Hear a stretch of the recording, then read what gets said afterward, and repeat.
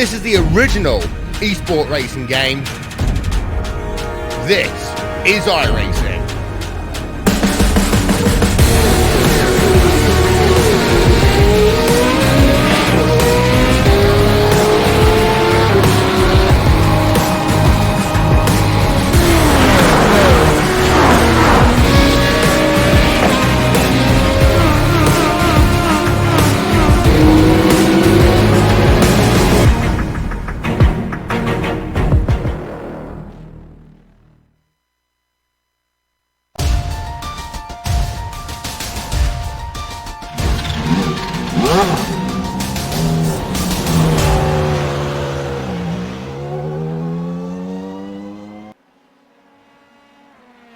Last week's fiasco for Greg Seitz leaves the rest of the field a monstrous gap to make up to David Holland. Even Soroy has to earn an average of 9 more points per race than Holland in hopes of hunting him down. Will the tides finally change here at Interlagos? We'll find out soon as we get ready to watch Round 7 of the PRL Formula 3 Series, and you'll see it all live here on the Global Sim Racing channel and the iRacing Esports Network. Hi, I'm Joe Peak, and with me in the booth is Samuel Ryman. Behind the scenes is our director, Sean Crackers Ambrose, and he's using cameras provided by Dougie Beard. Open-wheel cars have become a big draw here at Interlagos. However, usually they're of the Formula 1 variety. But they're not the only type that race here, so let's head down to the track guide to learn a little bit more.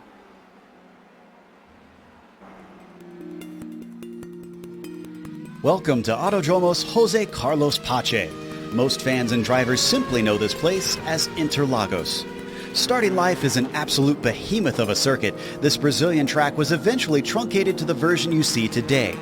Having hosted Formula 1 for roughly 3 decades, it's become very well known on the international stage. But it has also held rounds in the World Endurance Championship, as well as frequently seen Brazilian stock cars, motorcycles, and even truck racing. There's little difference between its two layouts, which includes the GP course and the Moto course, which simply adds a chicane to the end of the lap. In both cases, it's a tale of two circuits. The run past the start-finish line and into the Senna S, followed by the blast towards the Descida del Lago, are very high-speed sections that come back-to-back. Drivers will need to focus on top end in order to attack or defend. Expect most passes to happen in those two corners. But from Ferradura until Juchau, the track suddenly twists itself into a mess of hairpins and frustratingly technical turns. This can make car setup a real compromise, and for the latter part of the lap, an absolute pain when dealing with traffic. Pit exit is also a narrow affair, so it requires drivers to take care when trying to maximize their outlaps. On the upside, with this being a modern F1 track, there's paved runoff in abundance at many of the fast corners. The passion of the Brazilian fans always comes out in force at races, and it's no wonder with this picturesque track sandwiched right amongst the neighborhoods of Sao Paulo.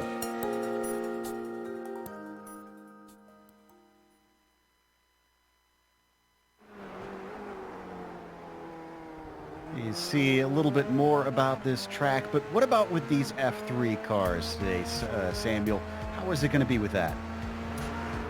Well, it could be a little bit tricky, Joe. These cars skate around a little bit on the early laps, and as you can see with our overview of a track, our bird's eye view, this is quite a twisty circuit, especially at the start of a lap, which is not good if you're not a fan of cars getting all bunched together and really having to navigate your way through the opening couple of corners, because that is definitely what you have to do around here, and unfortunately sometimes it does result in contact. But if you survive out of a Senna S's, out of turns 1, 2 and 3, you have that long back straight, even though it's I guess that is a back straight.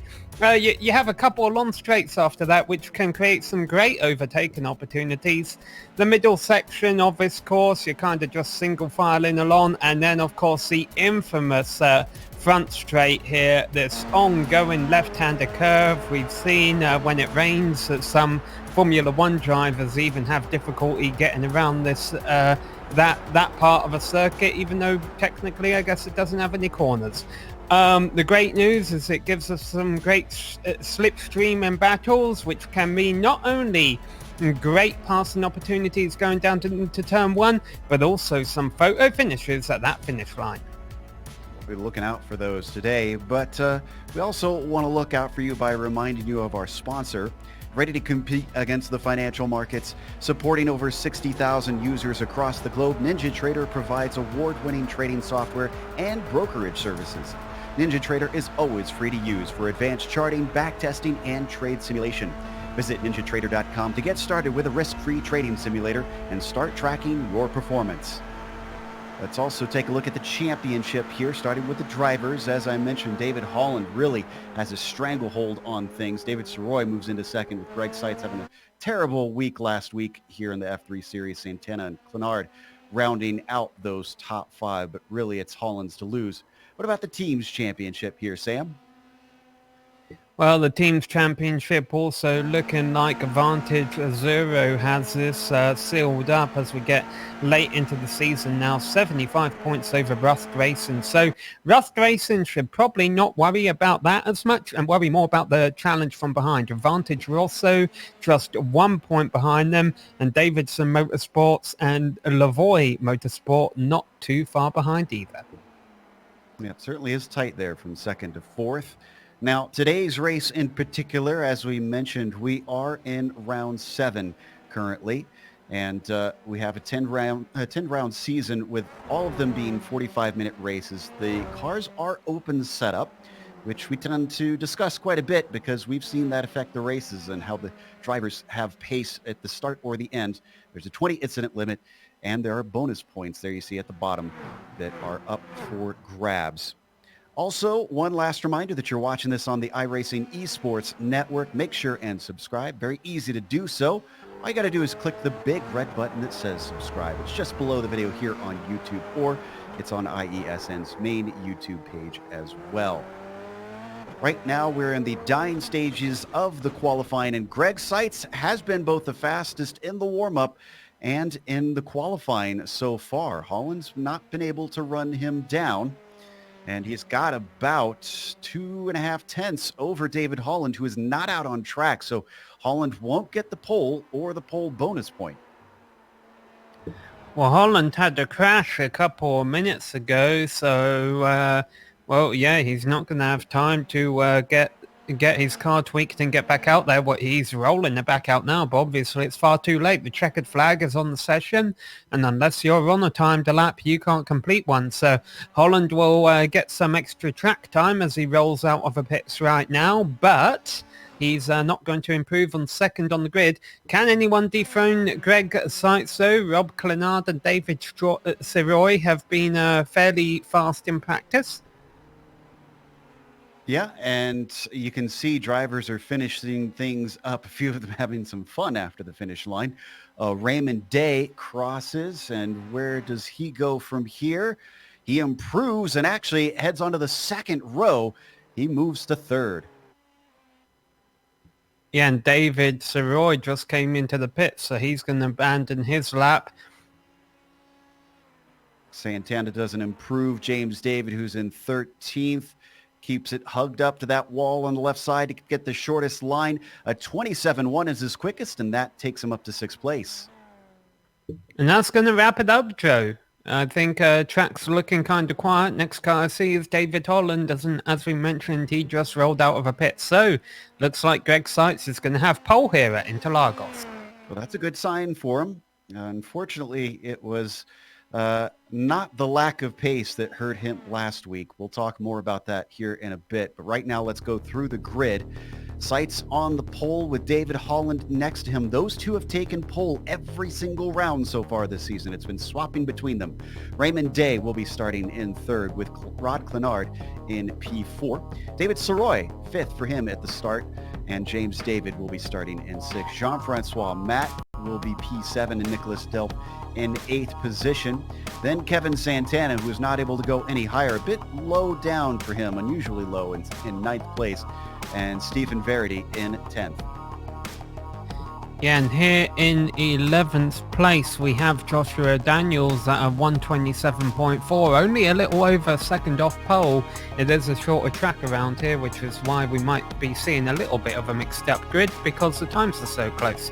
Owen McLaughlin is going to start 12th place on row number 7. It's Daniel Cranefeast and Eric LeBlanc. Sheldon Rosenbaum will start midfield in 15th place ahead of Christopher Richards. Armando Edwards starts 17th ahead of Sebastian Prohl.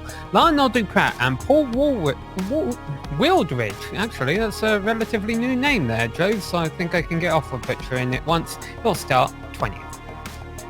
21st goes to Andy Spicer with Tyler Bourne 22nd. Then you got Charles Sumner in the 23rd position. David Cristelli will be starting P24 and Mike Richter in 25th. Daniel Barnett will start in 26th. David Hebert 27th. Jay Steffi 28th. The last driver to put a time in is Matthew Hall in 29th.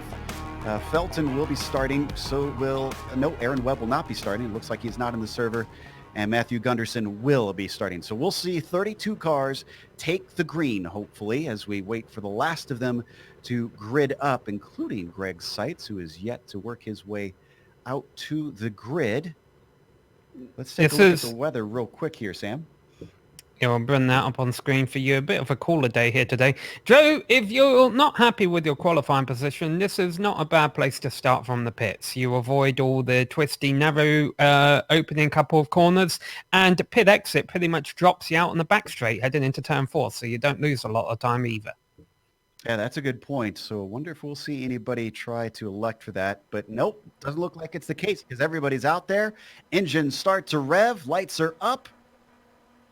Green flag is out as they take off. Oh, it is a horrible start for Seitz. Already Holland trying to come up the inside. Seitz tried to cover him off, but there was just nothing doing as he was already out of the barn.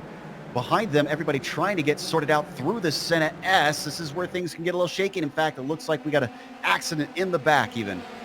Yeah, Andy Spicer and Paul Wildridge have gone off. They started both in the middle of the field. But yeah, Joe, just the short spurt they have into that first corner. If you get a good run on the inside on the even-numbered positions, such as David Holland in second, that can actually benefit you more than the guys on the prime side of the grid with the racing line. And that's what we ended up seeing happening, and that's how Holland's got the lead. One more incident out of Desida del Lago. David Cristelli finds himself backed into the wall. Didn't quite see what caused it, but he's got it going once again. You can see the leaders currently have Holland up at the front. Seitz is getting chased, see if he can get him back. But they've also got Rod Clenard in there, and they're pretty tightly packed. You talked about the slipstream on the front stretch, Sam. I wonder if we could see these three positions change before we get into turn 1. Yeah, it's definitely a possibility. And of course, as you mentioned, Joe, this conversation seems to come up every week of who's running less win on their car.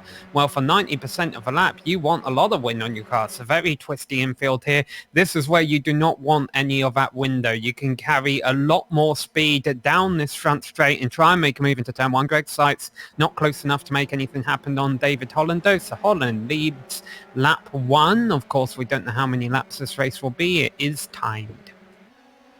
Yeah, and so far it's a little bit cleaner back through the Senna S for the second time for all the drivers. So we watch them head down to the Desida del Lago. Another go to the outside from Greg Seitz. He's on the attack on Holland. Didn't quite make it stick though. Oh, he's got a great run here. Here we go. This is a passing opportunity. Down the inside is preferable, but that's why David Holland defended there. But Greg Seitz doing the way of a job to stay there on his outside. Finally has to give up a ghost, and boy, Rob Clenard gets quite close there. Yeah, I think he actually had to check up a bit because he saw that Seitz was changing lanes at the very last moment. And because of them battling, here comes Soroy back and forth along with James David right in the tow. Yeah, no one opting to use the Lewis Hamilton line in the hairpin yet, and that's probably a good thing, but we'll see if that changes late on the race. So who gets a better run down the straight here? Well, we saw Holland take the lead at last lap, going through the sorry, no, we saw Holland defending to hold on to the lead last lap going through the infield order. Greg Seitz wasn't able to make it happen at this part of the circuit, so maybe that is an indication that Greg is carrying quite a bit of win. And I see Owen McLaughlin off the pace and dropping down, and Richards is in the pits. Oh, so a few things must have happened that we missed down there. Not exactly sure what. You can see some of the other cars with damage already in the pit lane, which is a good enough segue, I'd say, for us to check out some of those replays and see if... I told off on that, Joe, as we got spin in the pits, but also battle for the lead. Greg Seitz trying exactly what he did last lap on David Holland, but you try the same thing twice, you get the same result twice, and Holland stays ahead. Yeah, I don't think he's going to be able to make passes through here. So before they get back to that long stretch to the line, let's quickly head to the replay of Andy Spicer and see what happened with him, since we know he was involved in that first corner melee. Yeah, and I think he qualified a little bit better than the driver he was involved with, so my guess is it starts with him, maybe even a bit of contact in turn one, and the rest had nowhere to go. But let's get a closer look here. Oh, maybe went off track. It looks like he went 3 wide and just eventually didn't work out. But let's come back live, because I think Seitz has got a great run. And in fact, he's already side by side as they come up into turn one. He's got the inside of the first apex, but can he complete the job through the second one? Way tight through there, so Holland can't carry the speed. In fact, he might have Rod Clenard making an attempt on him as they come down to the Descida del Lago. Seitz would love that if those two would start battling, but he's not going to get that sort of help. Clenard backs out of it and even goes defensive to try and keep Soroy behind. Yeah, Clenard caught Holland in the middle of turn 3 at the worst possible time. He had to back out again. That's the second time we've really seen that. Clenard have a good run on the guy in second, but have to back out because he just caught them at the wrong time. So, but you know what? He's still on third, and as you mentioned, he's also having to be a bit defensive with Soroy behind him. So yeah, on the opening lap, like you mentioned, we actually saw the two incidents kind of take place. We saw one car go on the grass and spin, and we're seeing more stuff. In the background, Verity had a problem. Oh, and he's hit more cars. There's at least 3 cars I'd say he's run into in this incident. Well, this is going to start with him battling with Kevin Santana here. And there you see the spin, and that is LeBlanc that he gets into initially. And then on top of that, it looks like he gets clattered into by Cranefoos. And then as he's trying to collect himself, poor Josh Daniels is in that red and black car.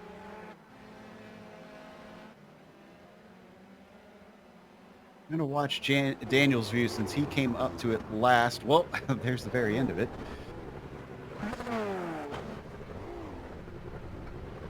Yeah, let's come back live, Joe, because the battle for the lead is still on. David Holland has got a nice run on Greg Seitz. He's going to look on the outside of him, trying to come down into turn 4. They get very close, but they don't encounter the same misfortune as the Ferrari teammates. But they are still side by side as they come back up the hill now. Greg Seitz with half a car in front, but David Holland with that racing line on the inside, and that could pay off, but let's see how ambitious. Oh, Seitz kind of closes the door on Holland there. He has to back out of it, and Seitz holds on to position number 1. 5 cars now in this lead train. Yeah, Holland in second, Clenard in third, Soroy fourth, and David in fifth. What's interesting is third, fourth, and fifth have not changed at all. It's just been the top 2 swapping back and forth. And you know, it's not just the Ferrari teammates they need to worry about the example of, but last week it was hard fighting like this that caused netcode between Seitz and Holland. And that's what ended Greg's race, unfortunately. So he has to hope that we don't get the same thing twice. Yeah, that was down in Phillip Island, going through the second corner. It looked like there was a car length between them, a car width between them rather, but there was contact between them. But now we might be seeing a challenge for third place there in the background. Yeah, David Soroy, Rob Clenard side by side, but Clenard holds on to it. The problem is those two that do that allows the leaders to run away. And I don't think Holland's got as good of a run on Seitz this time, but we'll see. Meanwhile, on screen, Soroy's got a great run on Clenard, who's having some connection issues of his own. He's going to finally make that one stick. Clenard gets demoted to 4th, while David keeps watching with just an eager eye on this one. Meanwhile, you can see as we switch back to Holland and Seitz, Holland did take a little bit of a look into the Citadel Lago, but it didn't quite pan out for him. He's still clinging to the rear wing of that number 74. Here they come up a hill out of that downhill dip where we saw the carnage a couple of laps ago. So Holland and Seitz are starting to have their own race as a battle for 3rd, 4th and 5th kind of backs that back up a little bit, almost breaking up into a MotoGP formation here where you get several little packs forming throughout the track. Which ones will be up for grabs as they head into turn 1 to start lap number 7? Well, the lead could very well be. Holland is right in the slipstream of Greg Seitz, but no, I think it might be a little bit too late there. What about 3rd place? Yeah, that's going to stay put as well. Before we duck away, though, I want to keep an eye on this because, again, we get a long run coming up to the Descida del Lago and lap traffic because Andy Spicer's coming out. I think he's going to manage to stay out of the way of the 2 leaders. That isn't a guarantee, though, for Greg Seitz as he had to go very defensive on Holland. No change behind them. Let's head back farther in the pack now because I think we're out of the action for this group. Gonna check out between Rosenbaum, Gore, and McLaughlin as they come down to the Descida del Lago. That's Rosenbaum in the yellow machine. Black for Tyler Gore. Blue there for McLaughlin, but they're going to stay in line. Tyler Gore's had a whale of a race so far. He started 22nd. Whew, yeah. Is a nice little gain considering we only had 7 laps.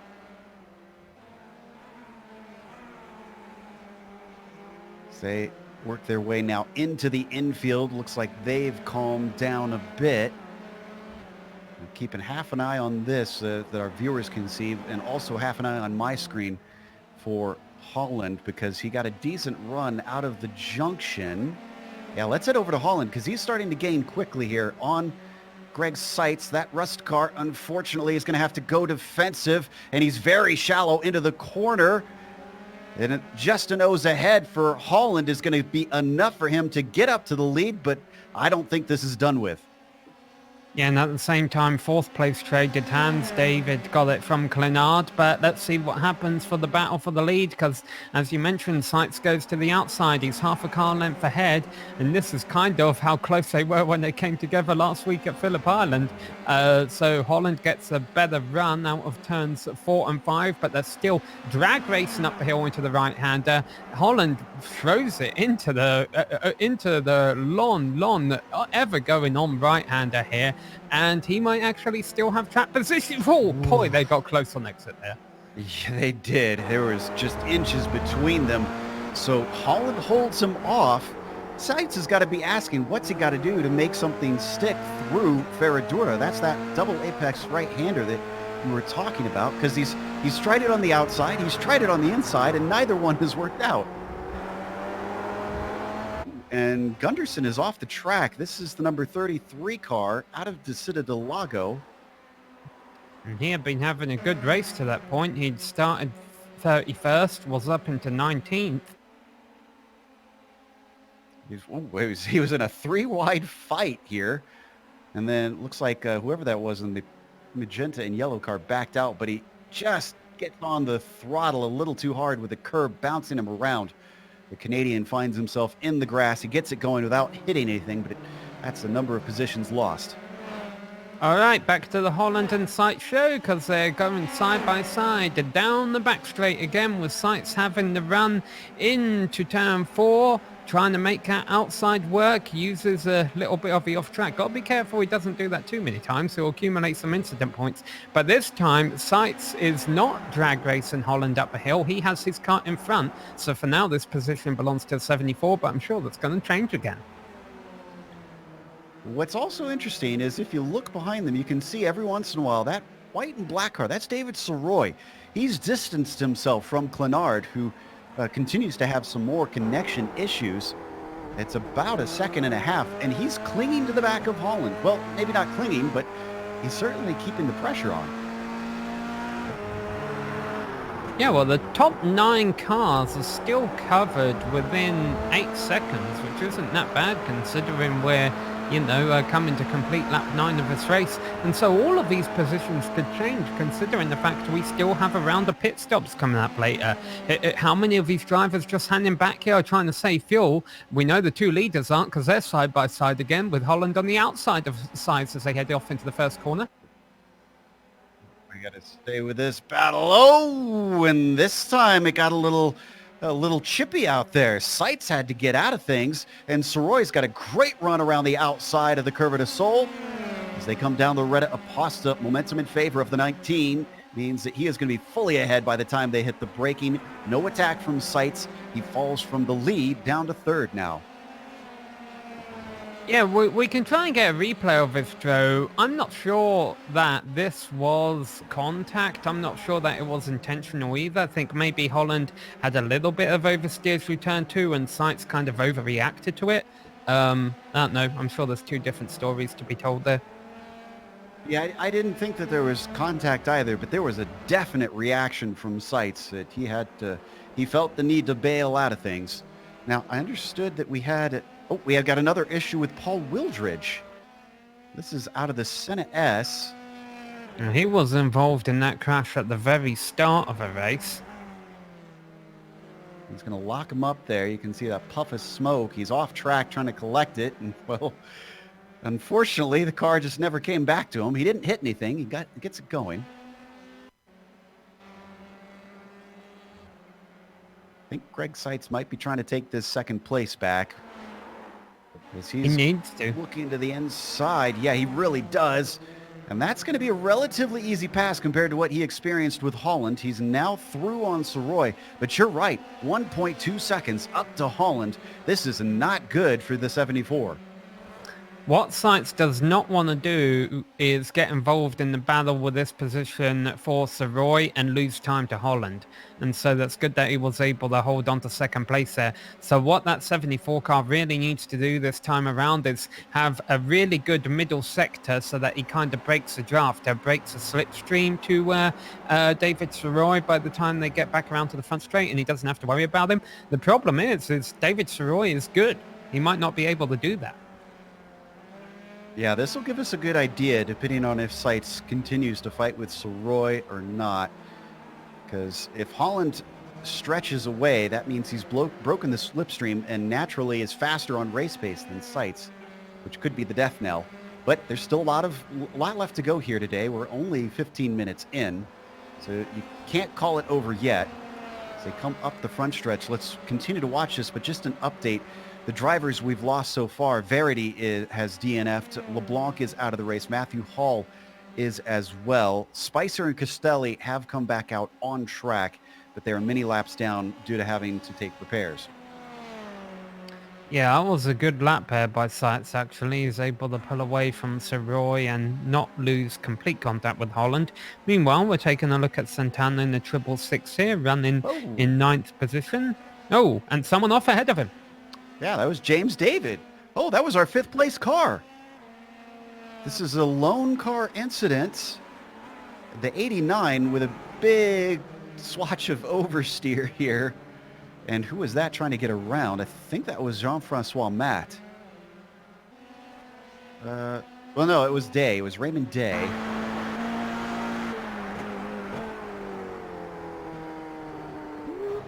Oh, great avoidance there. Day with lightning hands to give himself 5th place. Kept it on track, kept it pointed forward. Fortunately, he's about 3 seconds behind Clenard now. Yeah, his teammate. But Clenard actually is trying to move himself up into a podium position. He's battling Soroy. Soroy is not worried about Seitz anymore. Seitz has really gapped himself from that, and Greg Seitz is actually doing a good job at reeling David Holland back in. The battle that's on right now is this one for 3rd place between Soroy and Clenard. Yeah, credit to Seitz. He's using that qualifying pace to great effect, but on board with Soroy. Looking back at Clenard. Oh, wow, Rod backed out of that relatively early. Guess he is not as eager to try and overtake. Wonder if he's been watching what's been going on ahead here, Sam, and he's thinking long term that he doesn't want to battle necessarily. Nope, throw that out the window. There he goes down to the inside. He was just waiting for right here down into the descent of the Lago, and that's going to give Clenard third. Yeah, I was taking a look at the lap times of our two leaders in front of us, Joe, as we see Clenard holding on to third. And Greg Seitz did have a really good lap last lap. He ran a 126.8 rather, which I think is one of our fastest laps of the race out there, if not the fastest. So so he definitely is getting a move on and trying to get this race to swim back in his favor. If we could go back roughly a little over a minute ago, Charles Sumner unfortunately had a really bad incident. Here you can see he's getting repairs right now. He's within the pit window, but he's got so much damage on the front of the car. Might have to fast forward a little bit. This happens out of the final corner. Here we go. This comes out of the junction, so should be coming up here in just about 10 seconds. He's going to lose the rear end, and trying to figure out who this is that comes up and hits him. Looks like this is Lionel Duprat, actually. There's a nose now, and now there's not. Well, thankfully, they don't have to worry about his legs here in the virtual world. That certainly doesn't help the way the car handles. Yeah, and that's the other good news is that if either of them had to tow it from there, it's a short run to the pits, but as you mentioned, a lot of damage. Now, Lionel Duprat looked like the damage wasn't quite as big on his side, because even though initially we saw that wheel go out, it's put itself back into place. That's not magic. That's just his side didn't really register the damage quite the same way from the server. But on screen, this is the battle between Edwards and Felton. This is for 15th position. Yeah, and Felton wasn't able to turn the lap in qualifying. He's worked his way all the way up from 30th to get here. So first half of his race has gone well. He'd like a couple more positions, I'm sure. Well, it gets harder as you go through the field and hit those quicker drivers. You can see not nearly as fast through that portion as Edwards, who catches up to Duprat now.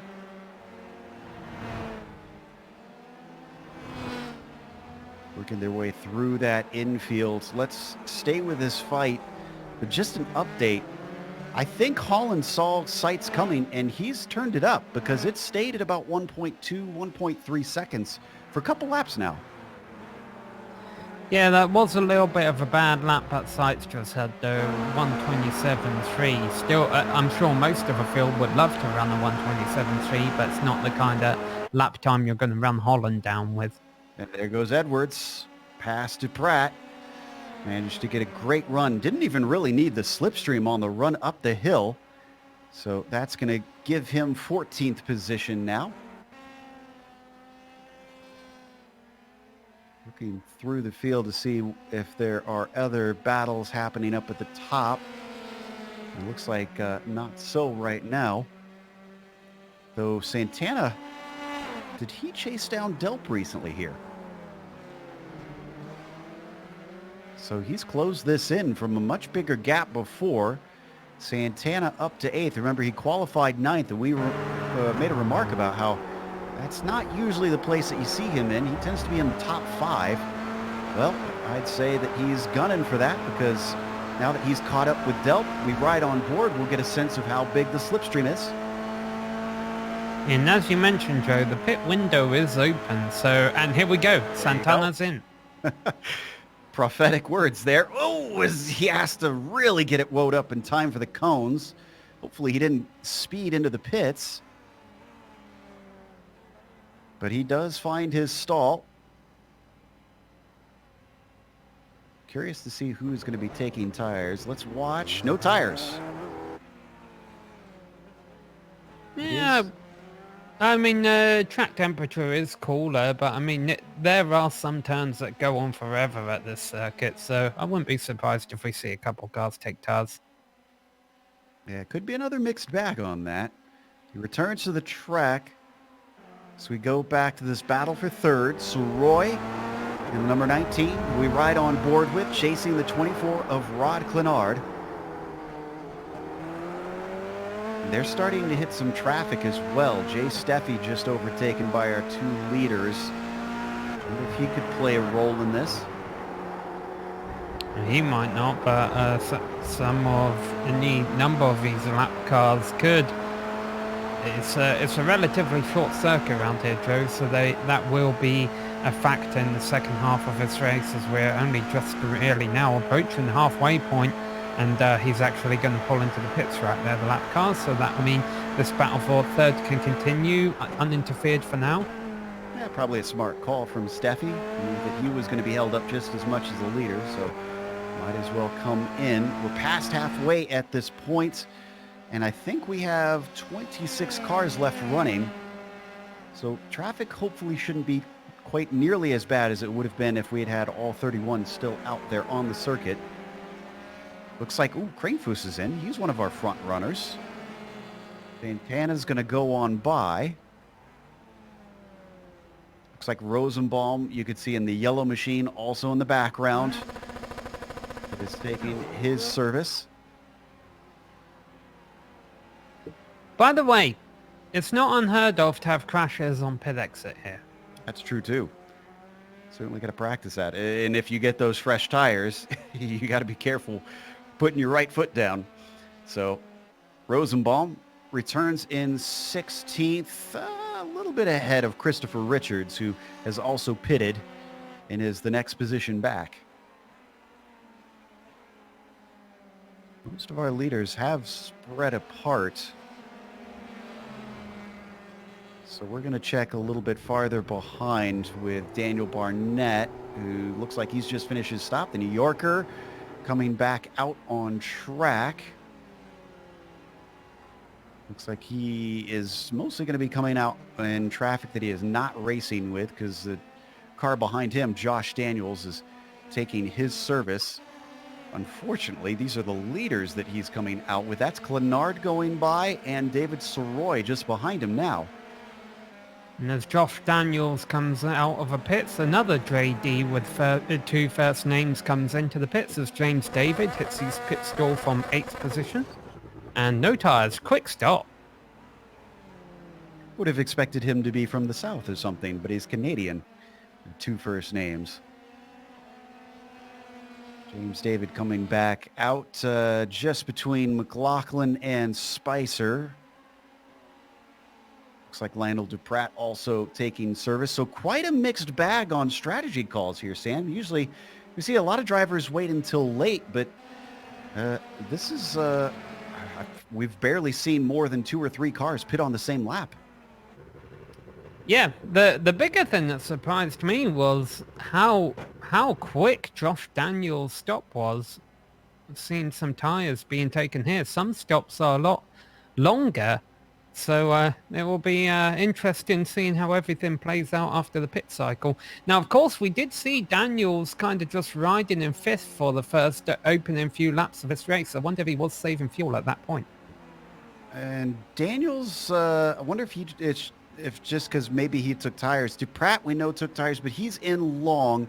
I wonder if he did get enough damage from that hit that he had with, I'm trying to remember who it was exactly that he got. It was Wildridge, wasn't it, I think? But Duprat must have had to stay in there and get something with his suspension put together better, because that is 42 seconds. That's just way too long for normal service. Lachlan pitting now as we look at our 2 leaders. Seitz about 0.8 of a second behind Holland. He's held at arm's length and has not been able to attack, but that doesn't mean that these 2 aren't feeling the immense pressure of this race, knowing that after today, there's only 3 more rounds, and Seitz has 39 points to try and make up on David Holland to take this championship. He has to beat him. Yeah, and I mean, you know, all it takes is 1 DNF from Holland to really close things back in, and we've seen how easy contact and retirements can happen in these cars. So here we go, Holland is coming in. So is this a sign that Seitz has saved a little bit more fuel? And obviously, Seitz is going to need a Schumacher-esque in and out lap here if he wants to do something about getting this lead from Holland. So Roy also pits. Raymond Day is in. Matt pits. Seitz stays out. So does Clenard and Delp.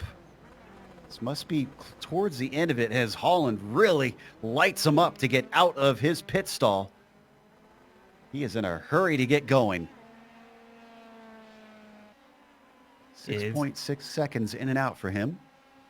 Nice clear track there on exit. That's going to be a good sight for him.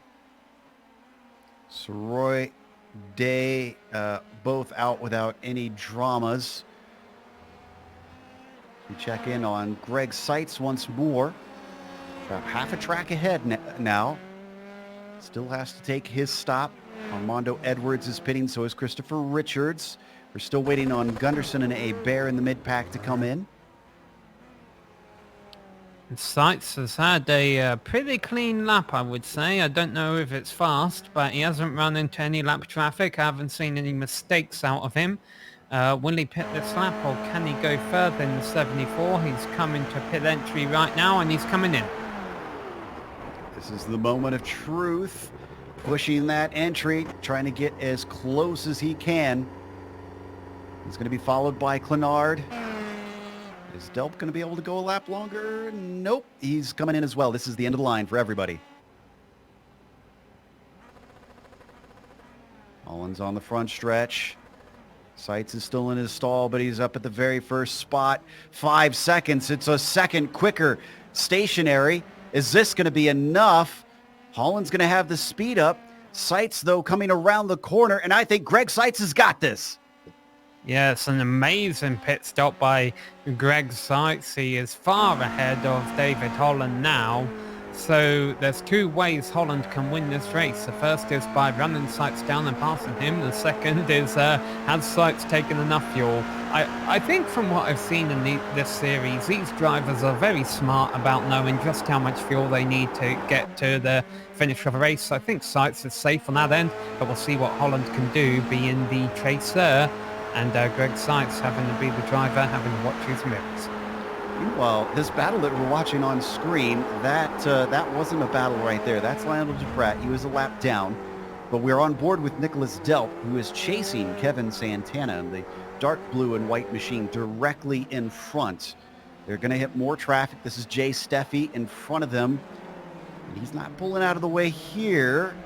He's going to want to give them the way through soon so that he doesn't hold them up. He's going to get a great opportunity out of the junction.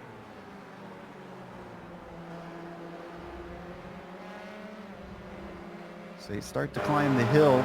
Unfortunately for Delp, this is going to give Santana a nice little slipstream at the start of it. He's going to do a double dip of it as he pulls back and takes another breath of air off the back of Steffi. Now Jay finally pulls out of the way, and Delp, who follows through, is able to keep contact with Santana, but needs to get closer before he can attack.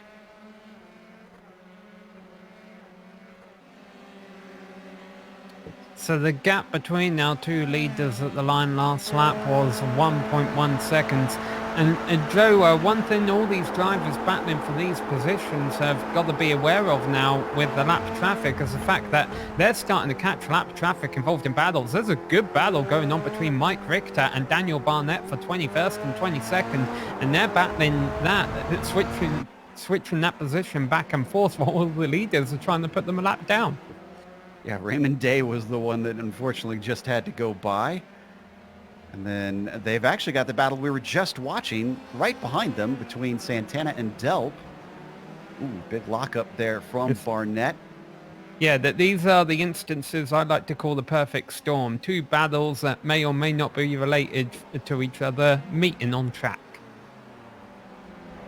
They're not going to meet quite yet as they come out of the junction, but Santana continues to gain ground on Barnett. He's going to hope that Barnett does not climb his way back forward because he's dropped off of Richter by about 3/4 of a second.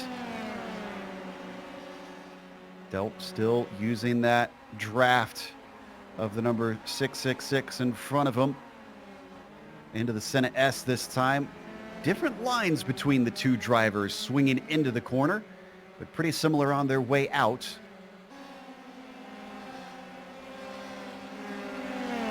Yeah, that's a warm draft that Delp is getting from that 666 car, and he might make the most of it by looking down the inside of him and going... Oh, who's that? That's Black Richter. car. There goes that battle. Don't pull in front of the leaders. He's going to pull in front of the leaders, coming back on track. That was almost disaster for James David there. Now, how is James David all the way back in ninth? I thought he'd had a quick stop. Remember he had a spin at one point. I think he had troubles that we did document. There was Richter's issue, and there that orange car is David having to take a quick juke to keep from running into the rear wing of that red machine. Orange's glad he's avoided that. That it didn't come out right. Hey, you know what's happening, Joe? The leaders are catching each other. So this is interesting here, Sam, because Seitz did the same thing to Holland before the pit stops, and now we see Holland doing the same thing to Seitz. So who's the real quickest car? I don't know, but I think Seitz needs to make sure he wins this race. Yeah, I think you're right. He probably knows it too. This is all or nothing for him, essentially. Granted, it won't mean that the season is over, but he's got to fight to finish ahead of Holland, who's been dominating with 5 wins out of the 6 rounds so far. Seitz has only taken a single victory, and really he would have been a lot closer in the points if it were not for the fact that he had that ghost contact at the Southern Loop last week. Yeah, and you know, Holland may opt to just ride behind Seitz. I don't think that's going to happen, judging by the fact that he's already sticking his nose out on the inside going into the hairpin.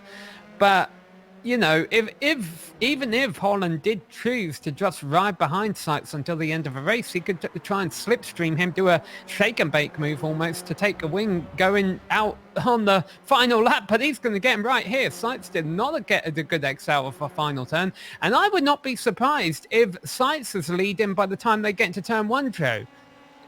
Or maybe not. I thought Holland was going to be able to clear him and Seitz was going to be able to pick up his draft, but that's not what's happening. Seitz is side drafting him. He's got the racing line here, but Holland still has a nose in front. Still side by side, wheel to wheel as they swing it through, and Seitz will have it back. You were off by a corner. It was out of turn 2 that he squeaked through, and Holland is going to try and give it another go as he climbs up back to that gearbox, takes a look to the inside, but then comes back to the racing line. Yeah, Holland, I think, has to be a little bit more cautious than Seitz does here. Maybe that's why he backed out so much in turn 2. Seitz has the inside line. This isn't the first time we've seen them go side by side through that corner this race, although it's been a while, so Seitz holds on for now as they get very close in the narrowest part of a race circuit. We've already seen disaster strike here earlier today. David Soroy, by the way, continues to be the driver running around in 3rd place if this all ends in tears. So let's see what happens this time. You have to wonder, too, does David Holland maybe need to resist the urge to fight this much? Because, as I said, to get ahead of him, actually, it's going to be almost 10 points more, because Soroy was 9 points more. Seitz will need to outscore him by 10 points on average every race, including this one. So if Holland stays behind him, which he has no intention of doing so as he goes side by side again, if he continues to finish behind him, he'll win this championship anyways. And once again, it doesn't quite work out. Joe, honest question here, because I'm sure some viewers are wondering it at home. Which line is the finish line? It is the first one that they come across back there. As they just went across it there on screen. We're watching the 58. This is Nicholas Delp, who doesn't have Santana with him anymore. In fact, Matt has gone by at some point that we missed. In fact, that was just when we switched to it. That was up the front stretch, a simple slipstream pass, so don't need to watch that one. Jean-Francois Matt comes back up to where he started this race and actually demotes Delp back to where he started this race. Just restoring order. Yeah, it's almost like absolutely nothing has happened, but of course it's been far from the truth. We've had plenty of passes and battles throughout this race. So I almost wonder, Joe, if you're someone like David Holland, who's just riding, well, he's not riding around in second, but he's in second right now. Are you trying to experiment here? See if you can take the lead with the draft, with the toe, before you get to that first line. So I don't think he's going to be able to do it. I think it is hard to do because there they go, across the line, and Sights had him. Only by a hundredth, but my boy, what's going to happen in turn one here? I was just watching the race to the line. Of course, right now, though, it's continuing through the S's, but Sights holds on to it. Absolutely, and he's been making some gutsy defenses. And credit to these two drivers, despite having contact twice now, once at Suzuka in the very first round and then once at Interlagos. Granted, I believe both times had a little bit of netcode involved. There's some immense respect between the two. I have not yet heard these two really get angry at one another. It seems like there's just a immense amount of respect between each other's skills. Absolutely, for them to be able to race this close, because even you can always blame netcode, Joe, but you know, if you do get involved in two incidents with the same person and netcode has something to do with it both times, in the back of your mind you've got to think, oh well, I might want to give this driver a bit of a wider berth in the future, but I don't think we've been seeing any of that today. And let's see if Holland tries the same this lap. So last lap, as I mentioned, when they got to that finish line, which is right as they go by the left-hander kink at the back of a grid, Holland was 100th of a second short. This lap is actually going to be a bit further back. But what can he do into turn one? He's definitely going for it again. No, he breaks a little early that time, it seems. So does he go side by side? I think he saw it wasn't on. He was too far back. But maybe in turn four, that won't be the case. I wonder if he was setting himself up for here because Sight's already going defensive, knowing he's going to have a good run down the red Aposta side by side. If he manages to hold on to it, it'll give him the inside of Ferradura. And once again, he manages to carry the speed. The drag race that they've had multiple times is going to return into Ferradura. And on the outside, Greg Sights is yet to make this one stick. This time, though, he's going to try for it. He somehow found it outside of the double apexer. It switches back to the left side through the little orange, and he's just not quite there. Oh, Sights did not have a good exit out of that corner. He's got a hand with Holland here. He's got to try and get it back.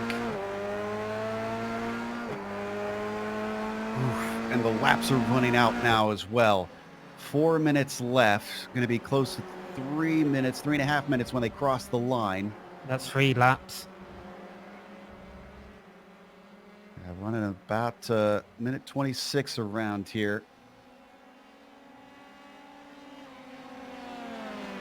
They come across the line. Yeah, about 3:45 left on the clock. Look at them dive across the track there. Sights trying to stay right in the tire tracks of Holland.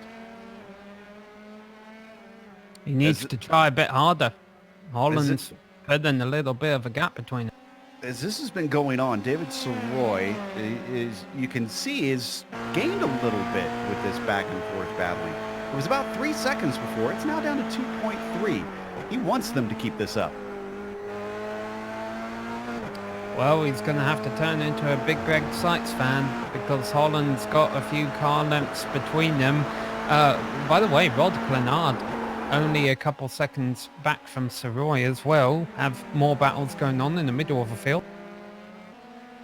Delp, oh man, Delp's not having the best of days. He's gone from fighting with Santana to losing out to Matt, and now James David has ran him down after his problems. David, we expect to have a little bit more pace since he made his spin earlier and qualified a little bit up on Delp. On board with James David.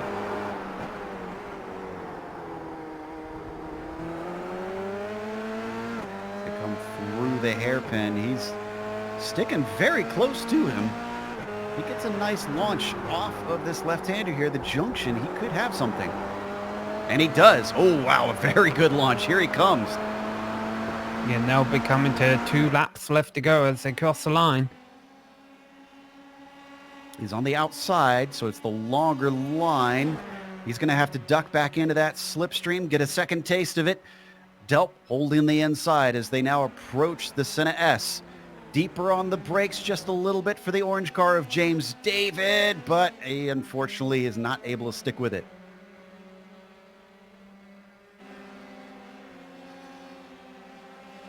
Oh, let's see how these here, guys come out of this section, because I'll tell you, the leaders will be battling by the time they get back around to the front straight, but they're in the infield now. This battle is on now, and oh boy, right now David coming out on top.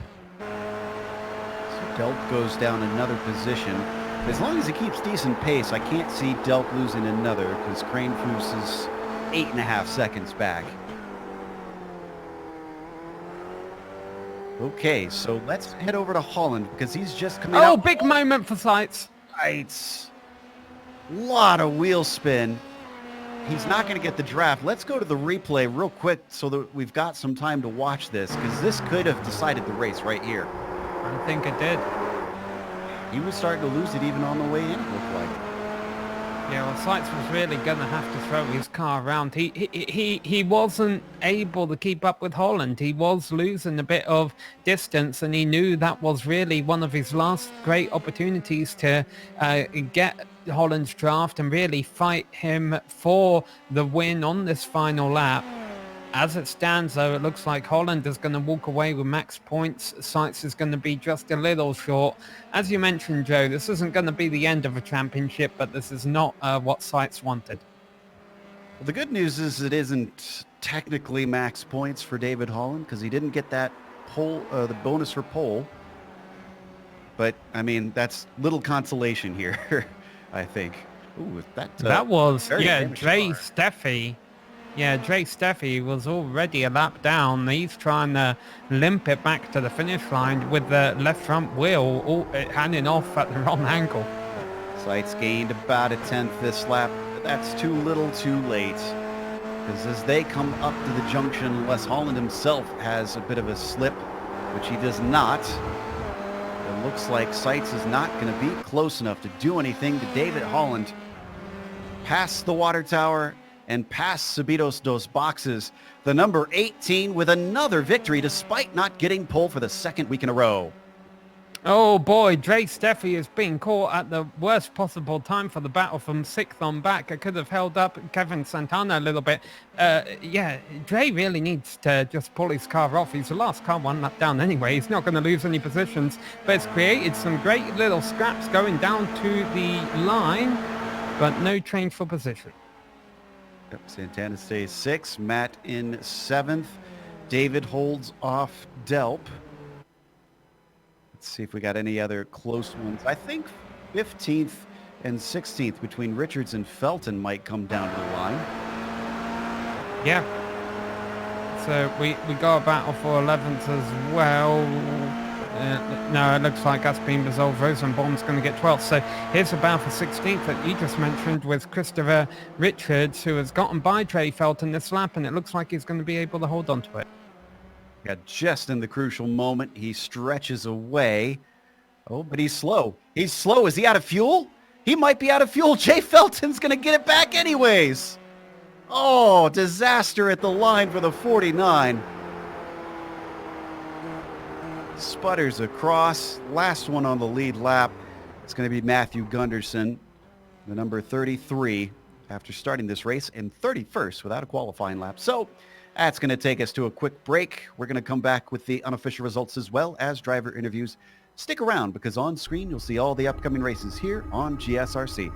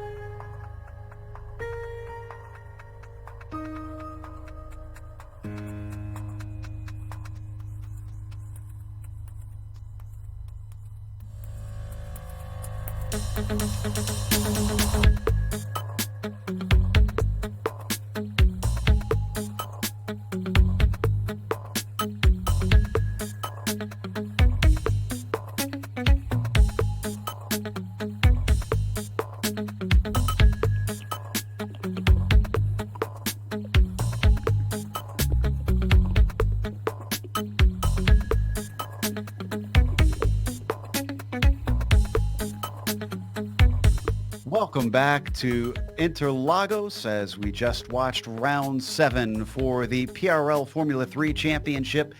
And it was David Holland taking his 6th win out of those 7 rounds.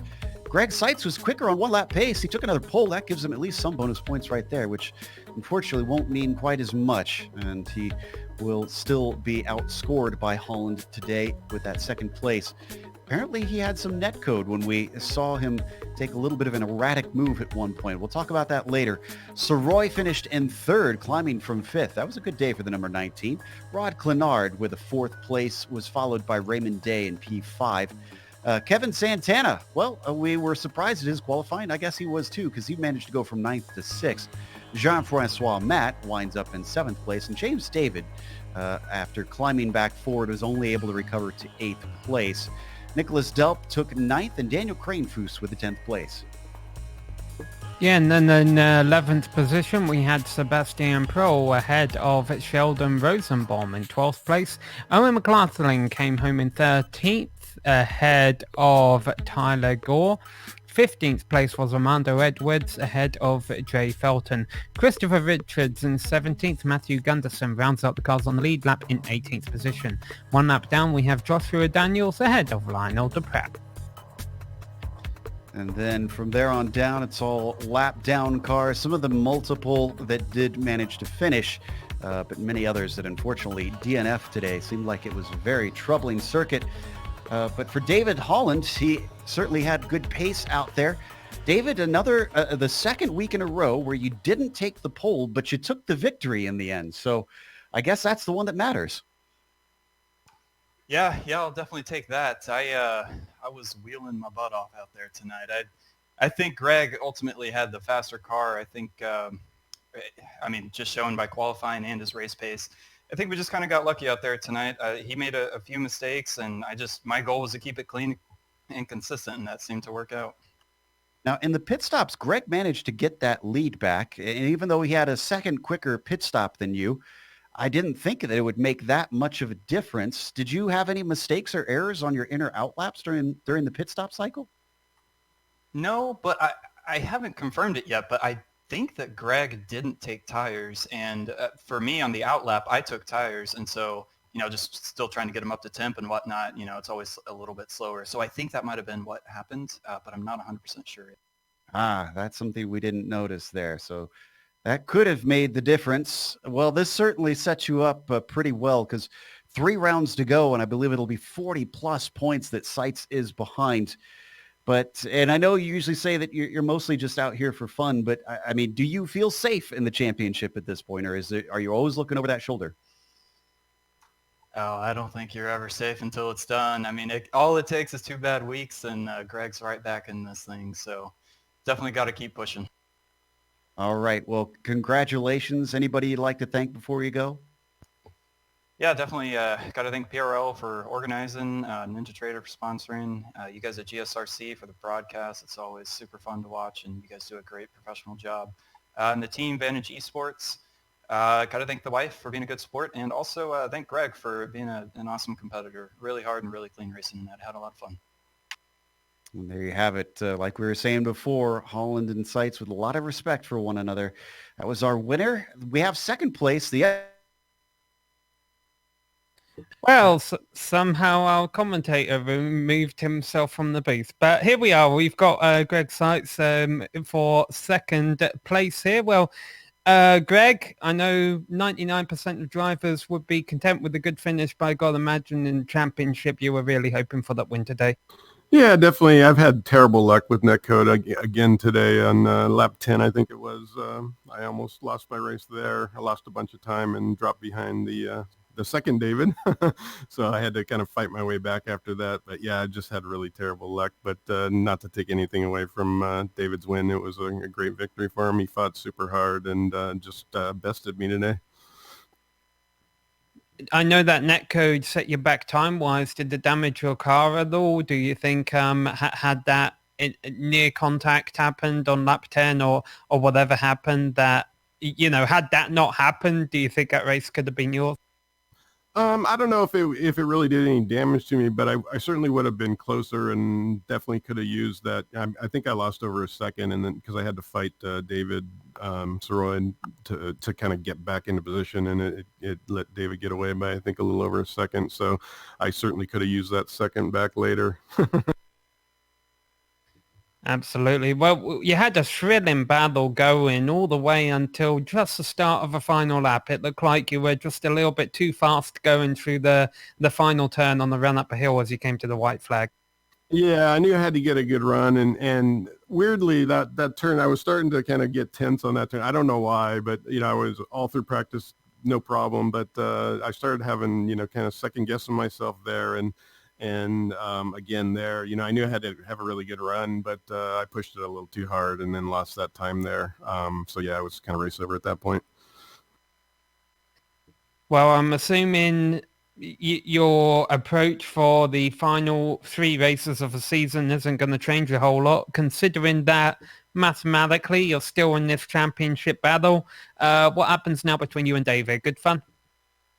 Yeah, I think we always have good fun. He's a really clean guy and really clean races. But yeah, unfortunately, 3 races this season, well, 2 for sure taken out by netcode, and then this one kind of hampered me a little bit. So I think it could have been a whole different story, but it's going to be really, really tough to have any possible chance of beating him. He'd have to have the same kind of luck I had. Well, yin yang, tit for tat. Who knows? We obviously don't wish the worst on David. We hope you guys continue to slug it out for 3 great races throughout the rest of the season. But all I'll say is this to you, Greg, and that's best of luck. And we hope, you'll still be able to mount a bit of a championship charge here in the closing few rounds and put on some awesome shows for us. Yeah, thanks for that. I'm definitely not going to change my approach. I'll push really hard, and in fact, I have even less to lose now, so I might push a little harder. That was Greg Seitz, our second place finisher. And David Soroy not able to talk to us, but we do have the driver that finished 4th behind him, Rod Clenard, ready to talk about his race. And Rod, you had some great battles too, but from our end, it looked like there was a bit of connection issues along the way. Were you noticing anything on your end?